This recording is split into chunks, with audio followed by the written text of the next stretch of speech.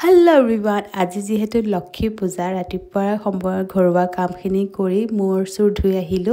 আৰু এতিয়া বুট মগু অলপমান তিয়াই থম যাতে সন্ধিয়া সময়লৈকে ভালদৰে কুমলি যায় আৰু অকণমান ফলমূলো আনিবলগীয়া আছে তাৰ কাৰণেও সুপাৰমাৰ্কেট যাব লাগিব মানে যোৱাকালি যেহেতু দেওবাৰ আছিলে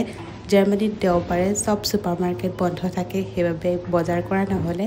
তাৰ পৰাই নাৰিকল এটা আনিছিলো নাৰিকলটো এডাল আছে স্ট্ৰ আৰু ইয়াত আছে নাৰিকলটো মানে নাৰিকলটো পানী উলাবলৈ এই ফুটাটো আছে যদিও এনেকে ডাইৰেক্টলি এনেকে এটুপ দুটুপকে ওলাই যেহেতু এই স্ট্ৰডাল দিছে খাবলৈ মই এতিয়া যেহেতু মানে অকমান ভগৱানৰ ওচৰত প্ৰসাদ হিচাপেও দিম জুঠা নকৰো আৰু হেতু কাৰণে বৰ্তমান এতিয়া ধুনিয়াকে মেলিলো হেয়া